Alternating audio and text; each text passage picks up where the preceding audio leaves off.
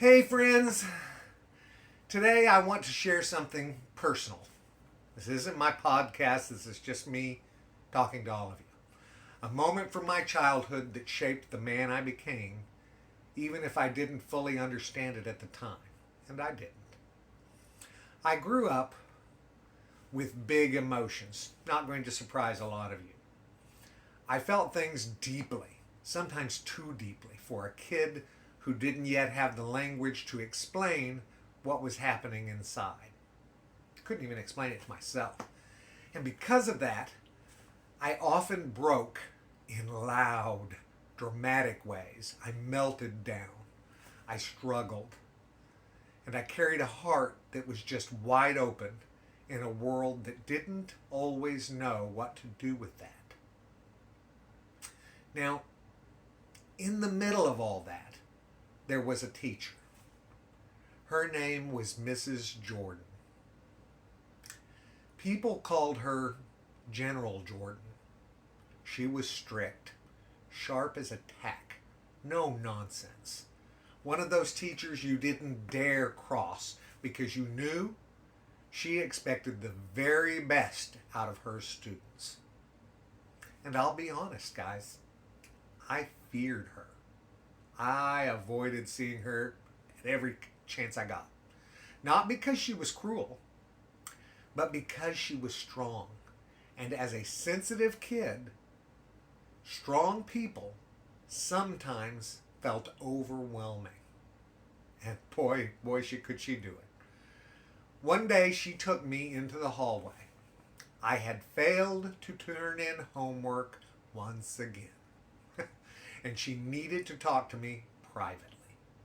I remember staring at the floor because I was embarrassed, ashamed, and overwhelmed all at once.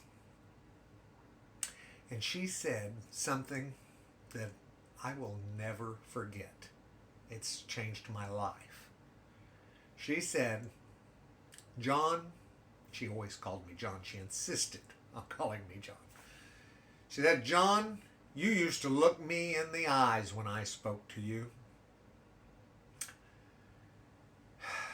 And in that moment, something in me rose up. Maybe it was defiance, maybe confusion, maybe just the raw desire to be understood. But I lifted my head and I turned to look at her.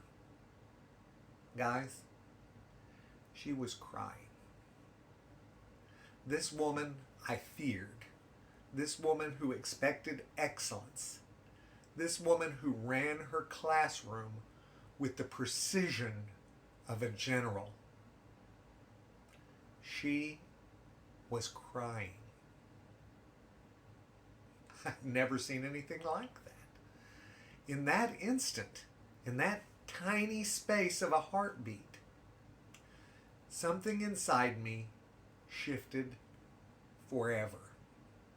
Because suddenly I realized she cared about me. Not about the homework, not about the behavior, not about the rules. She cared about me. A little boy who was struggling more than he could explain. A little boy who felt everything too deeply. A little boy who didn't know how to carry the emotions he was born with. A little boy she saw slipping into himself, and she didn't want to lose him.